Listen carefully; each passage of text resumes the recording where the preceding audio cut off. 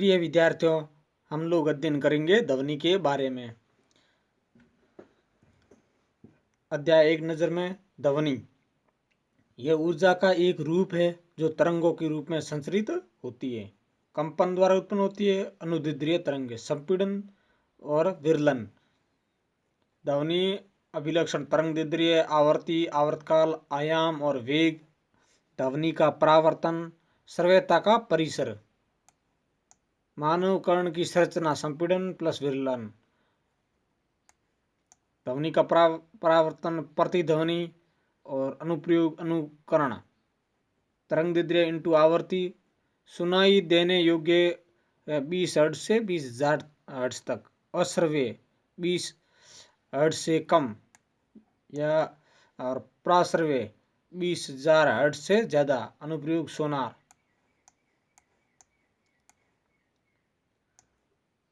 ध्वनि हमारे कानों में श्रवण का संवेदन उत्पन्न करती है।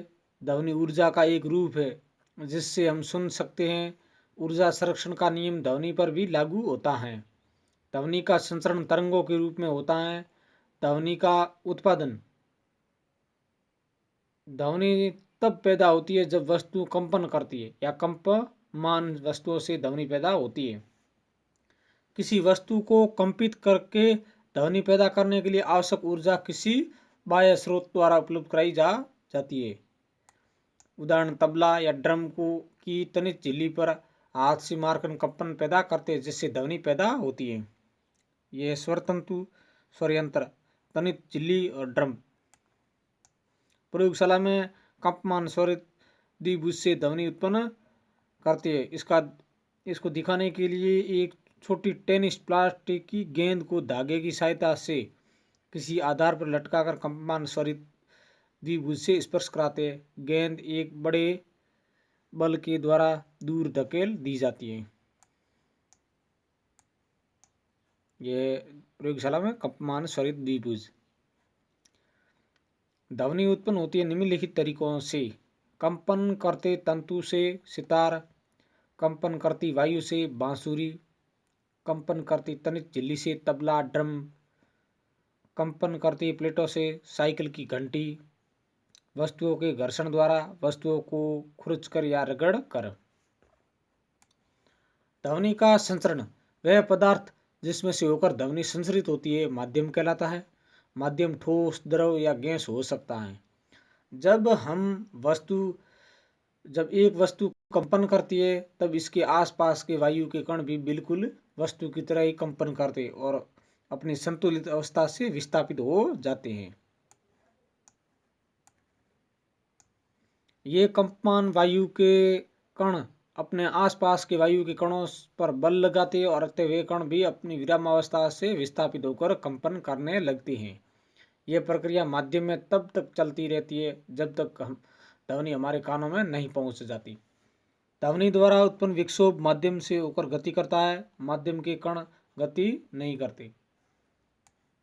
ध्वनि एक विक्षोभ है जो माध्यम में गति करता है तथा एक बिंदु से दूसरे बिंदु तक ऊर्जा ले जाता है, जबकि दोनों बिंदुओं में सीधा संपर्क नहीं होता।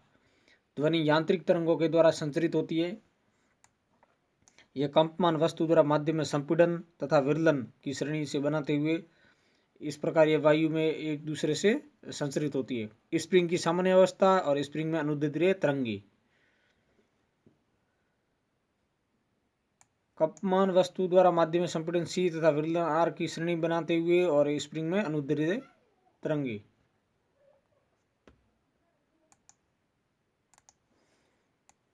ध्वनि तरंगे अनुदैर्ध्य तरंगे है। जब एक वस्तु कंपन करती है तब अपने आसपास की वायु को संपीड़ित करती है। इस प्रकार एक उच्च घनत्व या दाब का क्षेत्र बनता है जिसे संपीड़न C कहते हैं। संपीड़न: ज्यादा संपीड़न, विरलन, संपीड़न फिर विरलन, ज्यादा घनत्व, कम घनत्व, ज्यादा घनत्व और कम घनत्व। संपीड़न वह क्षेत्र है जहाँ माध्यम के कण पास पास आकर उच्च दाब बनाते हैं।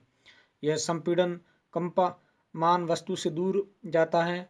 जब कंपमान वस्तु पीछे की ओर कंपन करती है तब एक निम्न दाब क्षेत्र बनता है जिसे विरलन कहते हैं। जब वस्तु आगे पीछे तेजी से कंपन करती तब हवा में संपीड़न और विरलन की एक श्रेणी बनकर ध्वनि तरंगें बनाती है। ध्वनि तरंग का संचरण घनत्व परिवर्तन का संचरण है। ध्वनि संचरण के लिए माध्यम की आवश्यकता होती है। ध्वनि तरंगें यांत्रिक तरंग है।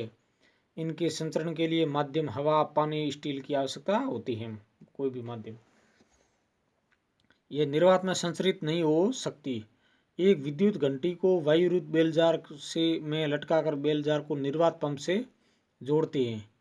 जब बेलजार वायु से भरा होता है तब ध्वनि सुनाई देती है, लेकिन अब निर्वात पंप को चलाकर वायु को बेलजार से निकालकर घंटी बजा दे तब ध्वनि सुनाई नहीं देती।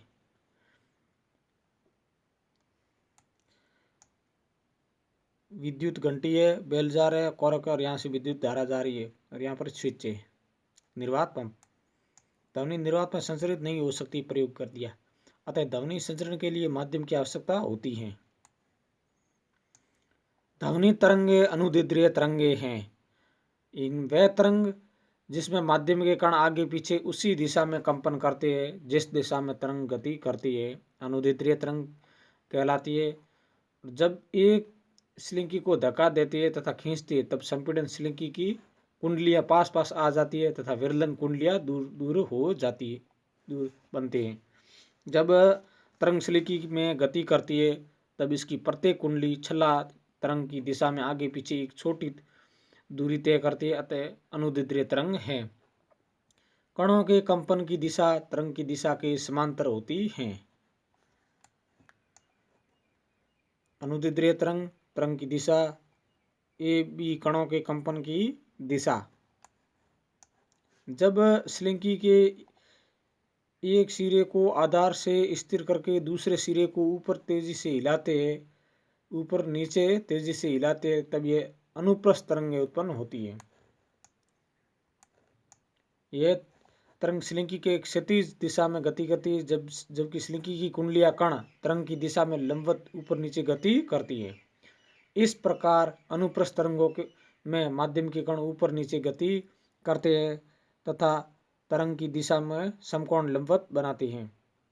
प्रकाश किरणें भी अनुप्रस्थ तरंगे हैं, लेकिन उनको संचरण के लिए माध्यम की आवश्यकता नहीं होती।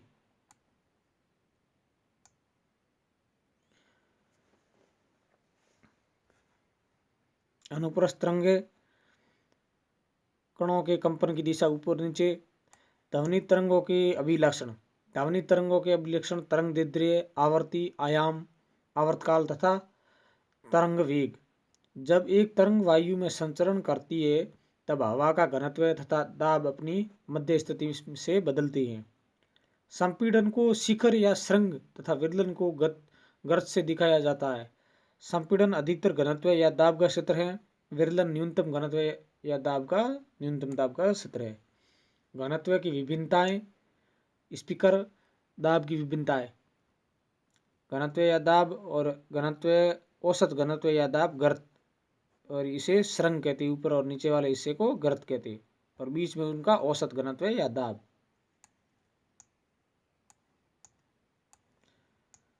तरंगदैर्ध्य। ध्वनि तरंग में एक संपीड़न तथा एक सटे हुए विरलन की कुल लंबाई को तरंगदैर्ध्य कहते हैं। दो क्रमागत संपीड़नों या दो क्रमागत विरलनों के मध्य बिंदुओं के बीच की दूरी को तरंगदैर्ध्य कहते हैं। तरंगदैर्ध्य को ग्रीक अक्षर लैम्डा से निरूपित करते हैं। इसका एसआई मात्रक मीटर है।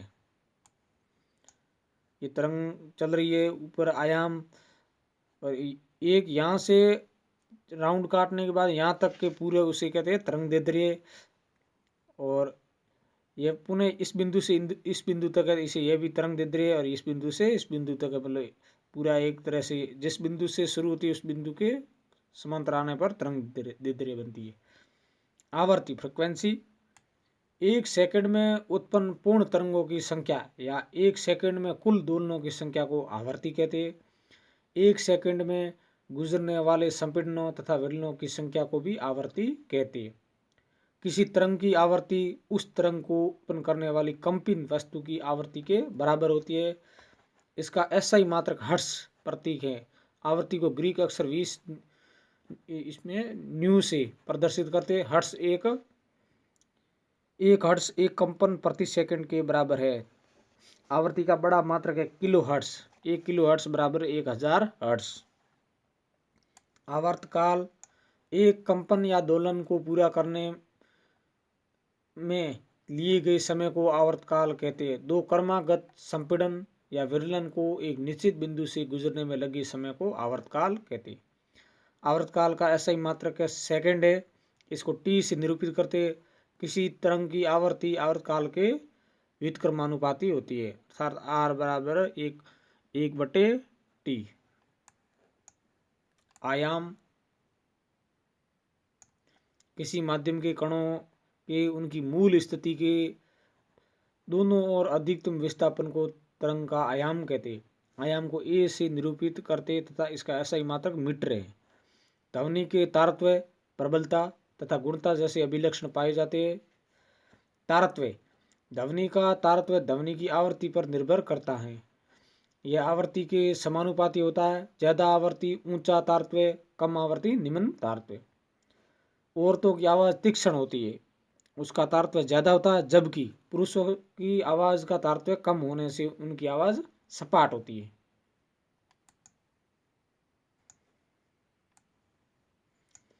उच्च तारत्व की ध्वनि में एक इकाई समय में बड़ी संख्या में संपीड़न तथा विरलन एक निश्चित बिंदु से गुजरती है। निम्न तारत्व कम आवृत्ति, ज्यादा तारत्व ज्यादा आवृत्ति। तरंग विक्षोभ इस प्रकार तरंग चलती है। तरंग विक्षोभ उच्च तारत्व की ध्वनि और ये निम्न तारत्व की ध्वनि समय। प्रबलता ध्वनि की प्रबलता ध्वनि तरंगों के आयाम पर निर्भर करती है। कानों में प्रति सेकंड पहुंचने वाली ध्वनि ऊर्जा को मापन को प्रबलता कहते हैं। प्रबल ध्वनि ज्यादा ऊर्जा ज्यादा आयाम, मृदु ध्वनि कम ऊर्जा और कम आयाम। प्रबलता को डेसिबल में मापा जाता है। तरंग विक्षोभ मृदु ध्वनि और यह प्रबल ध्वनि समय के साथ में।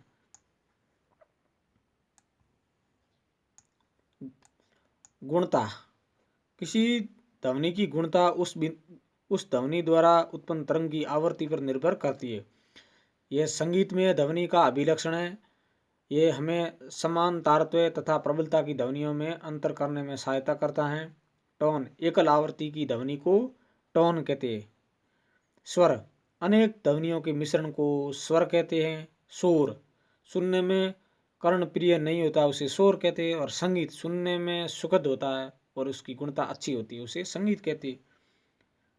वेलोसिटी तरंग वेग एक तरंग द्वारा एक सेकंड में तय की गई दूरी को तरंग का वेग कहते हैं। इसका ऐसा ही मात्रक मीटर प्रति सेकंड है। वेग बराबर चली गई दूरी और लिया गया समय। लैम्डा अपान टी, लैम्डा ध्वनि की तरंग दैर्ध्य तथा टी समय में चली गई है। दूरी चले गए समय में को दर्शाने के लिए टी, तो v बराबर लैम्डा न्यू अर्थात 1/t बराबर v n न्यू। वेग बराबर तरंग दैर्ध्य इंटू आवृत्ति। तरंग समीकरण है ये। उदाहरण एक ध्वनि तरंग का आवर्तकाल 0.053 है। इनकी आवृत्ति क्या होगी, तो इस सूत्र में रखने पर v बराबर 1/0.05 बराबर 100/5 अर्थात 20 हर्ट्ज। ध्वनि तरंग की आवृत्ति 20 हर्ट्ज है। विभिन्न माध्यमों में ध्वनि की चाल पदार्थ माध्यम के कणों या गुणों पर निर्भर करती है, जिसमें यह संचरित होती है। यह गैसों में सबसे कम और द्रवों में सबसे ज्यादा तथा ठोसों में सबसे तेज होती है। ध्वनि की चाल तापमान बढ़ने के साथ बढ़ती है। हवा में आर्द्रता नमी बढ़ने के साथ ध्वनि की चाल बढ़ती है। प्रकाश की चाल ध्वनि की चाल से तेज है। वायु में ध्वनि की चाल 22 डिग्री सेंटीग्रेड पर 344 मीटर प्रति सेकंड है। ध्वनि बूम कुछ वायुयान गोलियां तथा रॉकेट आदि पराध्वनिक चाल से चलते हैं। पराध्वनिक का तात्पर्य वस्तु की उस चाल से जो ध्वनि की चाल से तेज ज्यादा होती है। ये वायु में बहुत तेज आवाज पैदा करती है, जिन्हें प्रघात तरंगे कहते हैं। ध्वनि बूम प्रघाती तरंगों द्वारा उत्पन्न विस्फोटक शोर है। यह जबरदस्त ध्वनि ऊर्जा का उत्सर्जन करता है, जो खिड़कियों के शीशे तोड़ सकती है।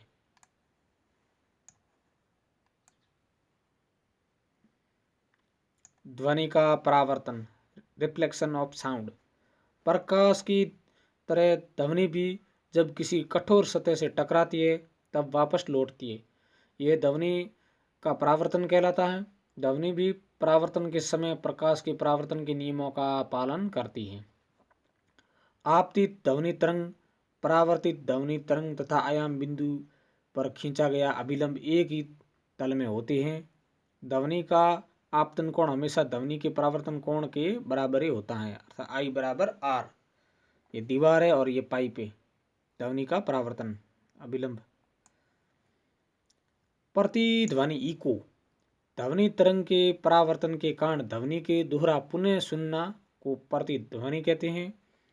हम प्रतिध्वनि तभी सुन सकते जब मूल्य ध्वनि तथा प्रतिनिधित्व परावर्तित ध्वनि के बीच 0.1 सेकंड का समय अंतराल हो। प्रतिध्वनि तब पैदा होती है जब ध्वनि किसी कठोर सतह जैसे ईंट की दीवार, पहाड़ आदि से परावर्तित होती है। मुलायम सतह ध्वनि को अवशोषित करती है।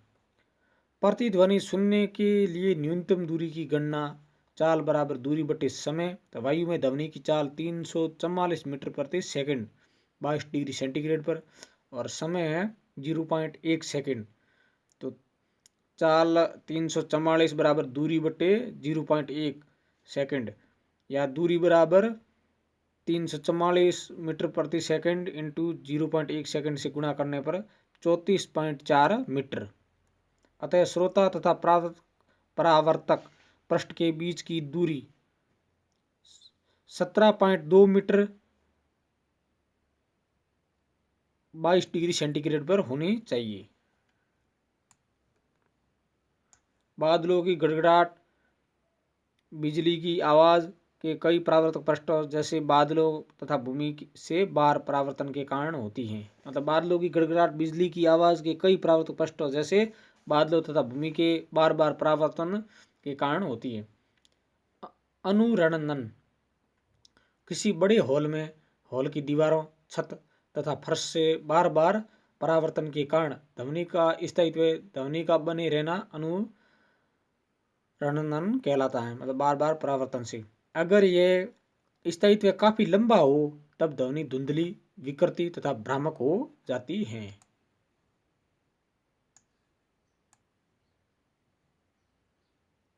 किसी बड़े हॉल या सभागार में अनुसरण को कम करने के तरीके। सभा भवन की छत या दीवार पर संपीड़न फाइबर बोर्ड से बने पैनल ध्वनि का अवशोषण करने के लिए लगाए जाते हैं। खिड़कियां, दरवाजे पर भारी पर्दे लगाए जाते हैं। फर्श पर कालीन बिछाए जाते हैं। सीट ध्वनि अवशोषण गुण रखने वाले पदार्थों की बनाई जाती हैं। प्रतिध्वनि तथा अनुरणन में अंतर। प्रतिध्वनि, अनुरणन। ध्वनि तरंग के परावर्तन के कारण ध्वनि के दोहराव को प्रतिध्वनि कहते हैं, और अनुरणन किसी बड़े हॉल में छत, दीवारों तथा फर्श से ध्वनि के बार बार परावर्तन के कारण ध्वनि के स्थायित्व को अनुरणन कहते हैं। प्रतिध्वनि, प्रतिध्वनि एक बड़े खाली हॉल में उत्पन्न होती है। ध्वनि का बार बार परावर्तन नहीं होता और ध्वनि स्थायी भी नहीं होती। अनुरणन, अनुरणन के ज्यादा लंबा होने पर ध्वनि धुंधली, विकृत तथा भ्रामक हो जाती है। ध्वनि के परावर्तन के उपयोग। मेगाफोन या लाउड स्पीकर, हॉर्न, तूर्य और शहनाई आदि इस प्रकार बनाए जाते हैं कि वे ध्वनि को सभी दिशाओं में फैलाए बिना एक ही दिशा में भेज दे। इन सभी यंत्रों को शंक्वाकार भाग ध्वनि तरंगों की बार बार परावर्तित करके श्रोताओं की ओर भेजती हैं। इस प्रकार ध्वनि तरंगों के आयाम जुड़ जाने से ध्वनि की प्रबलता बढ़ जाती है। स्टेथोस्कोप, जो हृदय की धड़कन नापने का एक यंत्र है, ये एक चिकित्सा यंत्र है जो मानव शरीर के अंदर हृदय और फेफड़ों से उत्पन्न ध्वनि को सुनने में काम आता है। हृदय की धड़कन की ध्वनि स्टेथोस्कोप की रबर की नली में बारंबार परावर्तित होकर डॉक्टरों के कानों में पहुंचती हैं। तो ये रबर पीस है और ये डायफ्राम जो फेफड़ों पर लगाए जाने के लिए सुनने के लिए काम में आता है। स्टेथोस्कोप की नली के अंदर वाली दीवार, इसमें से ध्वनि परावर्तित होती होती आती है कानों तक, से ध्वनि बार बार परावर्तित होती है। और ये मेगाफोन, जो एक व्यक्ति इसमें बोलता है तो थोड़ी ध्वनि और इनकी दीवार से टकराने के बाद में और प्रबल हो जाती है।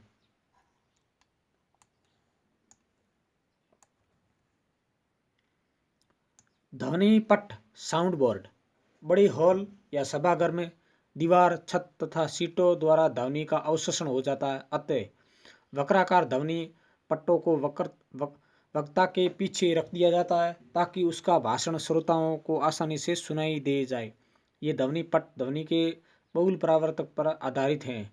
कंसर्ट हॉल की सतह वक्राकार बनाई जाती है ताकि परावर्तन के बाद भी ध्वनि हॉल के सभी भागों में पहुंच जाए। ये ध्वनि पट है और इधर ध्वनि स्रोत है कंसर्ट हॉल, जो परावर्तन के बाद में सभी श्रोताओं तक, ये श्रोताएं हैं इनको पास में पहुंच जाती है।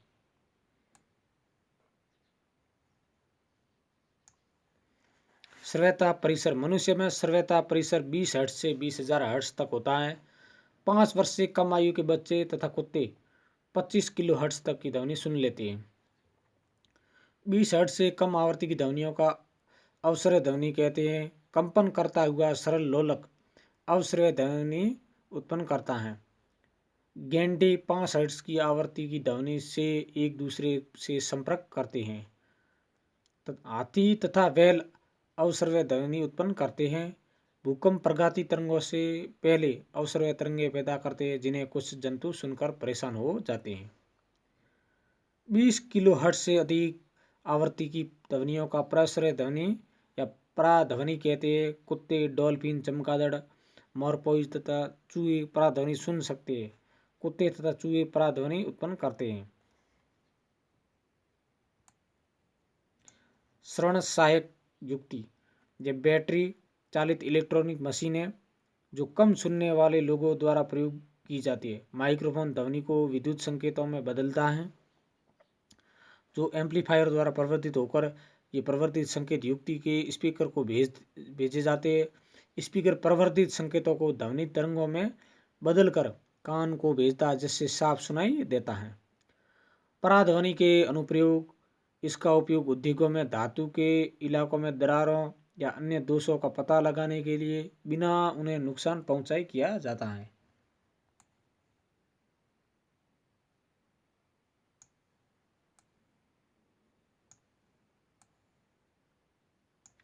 यह उद्योगों में वस्तुओं के उन भागों को साफ करने में उपयोग की जाती है जिनका पहुंचना कठिन होता है, अतः जैसे सर्पिलाकार नली, विषम आकार की मशीन।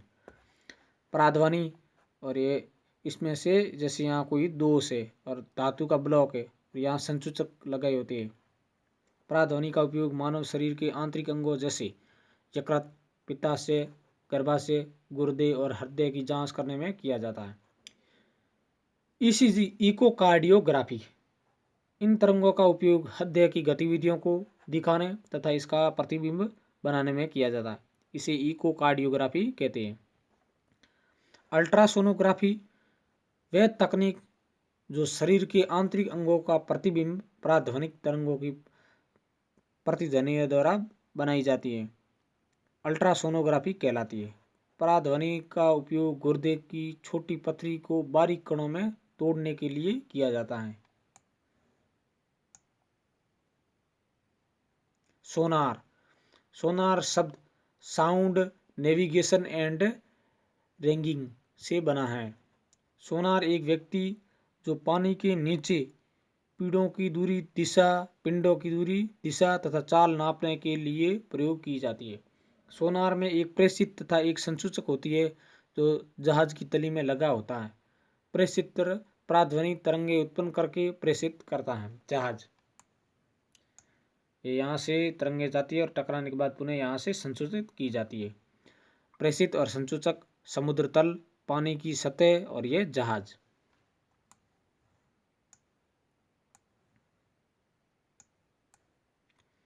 ये तरंगे पानी में चलती है, समुद्र के तल में पिंडों से टकराकर परावर्तित होकर संसूचक द्वारा ग्रहण कर ली जाती है और विद्युत संकेतों में बदल दी जाती है। वह युक्ति पराध्वनि तरंगों द्वारा जहाज के समुद्र तल तक जाने तथा वापस जहाज तक आने में लिए गए समय को नाप लेती है। इस समय का आधार समय पराध्वनि तरंगों द्वारा जहाज के समुद्र तल तक जाने में लिया जाता है। यदि पराध्वनि के प्रेषण और संसूचन का समय अंतराल t है तो समुद्र जल में ध्वनि की चाल v है, तब तरंग द्वारा तय की गई दूरी 2d है। 2d बराबर v पाई t। यह विधि प्रतिध्वनिक परास कहलाती है।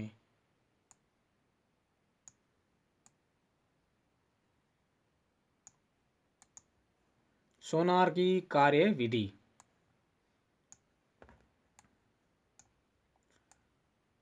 प्रेषित्र पराध्वनि तरंगे प्रेषित की, समुद्र तल पर पिंड से टकराई, फिर वापस परावर्तित हुई, संसूचक द्वारा ग्रहण की, विद्युत संकेतों में बदलती है। फिर पिंड की दूरी ध्वनि की चाल और समय से ज्ञात की जाती है, कितना दूर है कि वह पिंड इस जहाज से।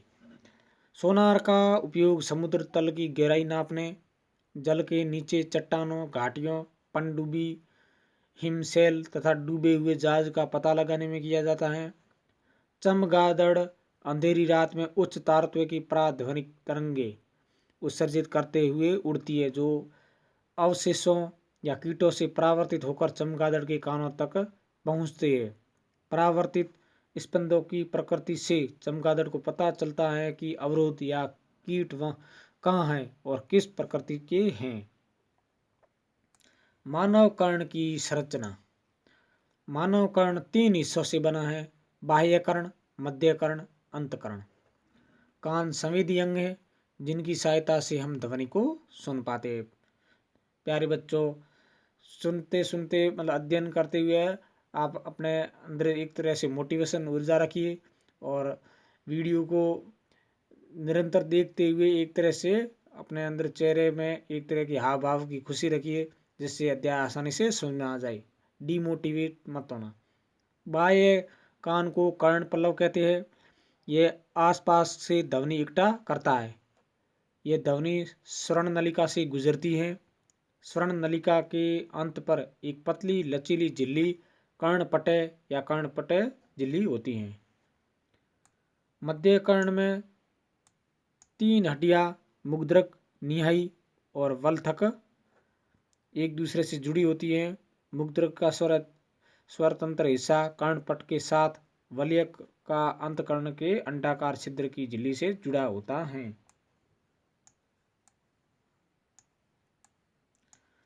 यह है कर्ण पल्लव, ये स्वर्ण नलिका, ये मुग्धक और ये निहाई, वलयक, अंडाकार छिद्र, स्वर्ण तंत्रिकाएं, ये कर्णावर्त, यूष्टे की नलिका, ये यूष्टे की नलिका। बाह्य कर्ण इसे कहते हैं मध्य कर्ण और इसके आगे का हिस्सा है वो है अंतकर्ण। अंतकर्ण में एक मुड़ी हुई नलिका कर्णावर्त होती है जो अंडाकार छिद्र से जुड़ी होती है। कर्णावर्त में एक द्रव भरा होता है जिसमें तंत्रिका कोशिका होती है। कर्णावर्त का दूसरा सिरा स्वर्ण तंत्रिका से जुड़ा होता है जो मस्तिष्क को जाती है। कार्यविधि। जब ध्वनि तरंग का संपीड़न कर्णपटय पर टकराता है तब कर्णपटय के बाहर का दबाव बढ़ जाता है और कर्णपटय को अंदर की ओर दबाता है, जबकि विरलन के समय कर्णपटय बाहर की तरफ गति करता है। इस प्रकार कर्णपटय अंदर कर्णपटय के अंदर बाहर कथन करना शुरू कर देता है। ये कंपन 3 हड्डियों द्वारा कई गुना बढ़ा दिए जाते। मध्य कर्ण ध्वनि तरंगों से प्राप्त इन प्रवर्धित दाब परिवर्तनों को अंतकर्ण को भेज देता है। इसके बाद में अंतकर्ण में ये दाब परिवर्तित कर्णावर्त के द्वारा विद्युत संकेतों में बदल दिए जाते हैं। ये विद्युत संकेत स्वर्ण तंत्रिका के द्वारा मस्तिष्क को भेज दिए जाते हैं और मस्तिष्क इनकी ध्वनि रूप में व्याख्या करता है। कर्ण पल्लव, अब इन सुनने की प्रक्रिया है। कर्ण पल्लव और स्वर्ण नलिका, कर्णपटय, फिर मुग्धक, निहाई, वलयक, अंडाकार छिद्र, कर्णावर्त, स्वर्ण तंत्रिका और स्वर्ण तंत्रिका मस्तिष्क तक इन सूचनाओं को भेज देती है।